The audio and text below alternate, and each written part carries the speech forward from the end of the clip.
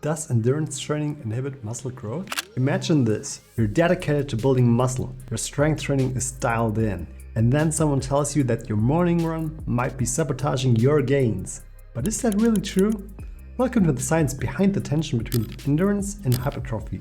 Let's engineer some clarity. Hey, I'm Dennis, a certified fitness coach and German engineer. I apply numbers, logic, and systems thinking to my training and help others to do the same. Muscle growth, scientifically termed hypertrophy, requires energy, not just for lifting weights, but also for the rebuilding process afterwards. Your body uses ATP as fuel, and when you're training hard, your muscle prioritizes ATP usage for immediate force production over long-term protein synthesis. From an evolutionary perspective, this makes total sense. When you're fighting or fleeing, your body cares about survival, not muscle building. But here's where things get interesting. Studies like the one by Trier et al. 2006 have shown that muscle protein synthesis, MPS, is temporarily suppressed during strength training. This exact molecular mechanics behind this inhibition aren't fully understood yet. But the two major suspects are AMP, activated protein kinase, AMPK, and calcium-dependent kinases. AMPK is activated when energy levels drop, which happens during both endurance and resistance exercise, and it directly inhibits the mTORC1 complex, a key driver of muscle growth. Meanwhile, calcium fluctuations during muscle contractions may also play a role in suppressing protein synthesis. So what happens? Can you stack endurance training on top of resistance workouts?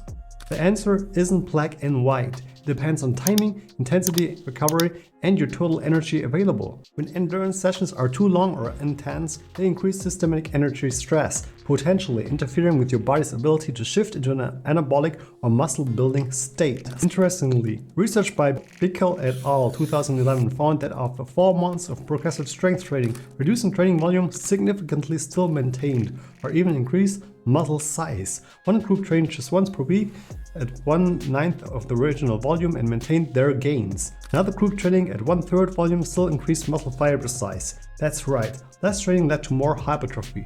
This challenges the conventional idea that more is always better.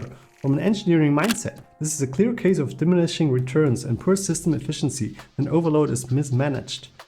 The key takeaway? Muscle growth doesn't just depend on how much you train, but how intelligently you balance training stress with energy availability and recovery. Endurance training doesn't inherently kill your gains, but poor planning, excessive volume, or mistimed cardio can create metabolic stress that shifts your body's priorities away from growth. So, how often should you actually train a muscle for optimal growth? That depends on how you train, how much tension you apply, and how long that tension lasts. Let's break it down with science.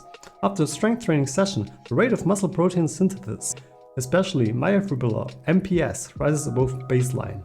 How long stays it elevated can vary dramatically. In some cases, MPS remains high for up to 72 hours. In others, it drops back to baseline in as little as 2 hours. What explains the difference? One of the biggest factors is total time under tension. The load you use, the number of sets and reps, the tempo, all these influence the internal stimulus and therefore how long your body stays in a muscle building state. If your goal is to maximize hypertrophy, then we're not just chasing peak moments, we're looking to expand the area under the muscle protein synthesis curve over time.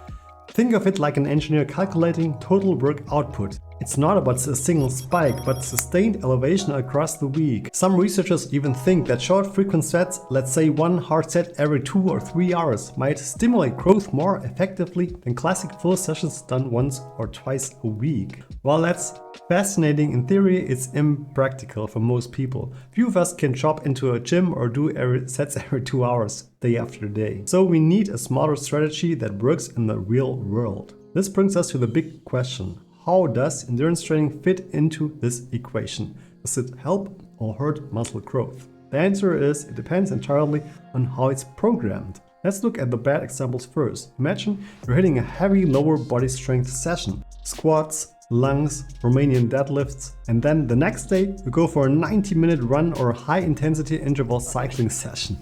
That's a recipe for interference. The same muscles are being taxed in different ways without adequate recovery. Your body's adaptive systems are getting mixed signals. One says build muscle, the other says optimize endurance. The result, neither system gets fully optimized. You're spending a lot of energy, but you're not sending a clear message. Another bad example is placing long cardio sessions immediately before strength training. For example, doing 45 minutes of zone 3 cardio, then trying to deadlift heavy. Your central nervous system is already partially fatigued.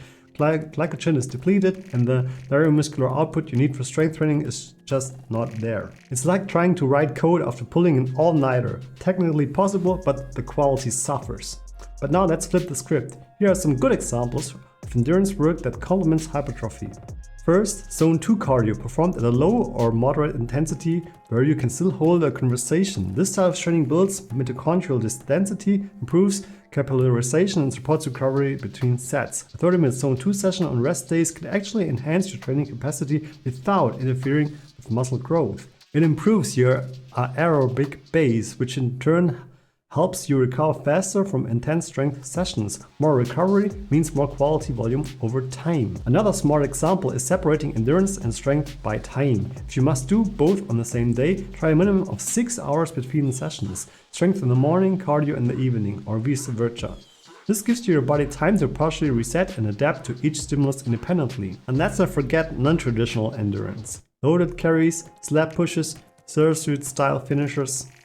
These offer cardiovascular benefits while keeping the movement pattern and muscular demand closer to strength training. For many lifters, they are the ideal hybrid tool, especially when done at the end of a session, where they won't interfere with heavy lifts. The bottom line is not that endurance training kills gains, it's that poor planning does. If you're smart about it, endurance work can be a tool, not a threat. It can enhance blood flow, accelerate recovery, and make you a more resilient athlete overall. If you would like to know if you need a fitness coach, check this video out right here. Thank you for watching, and until next time, this was Denis.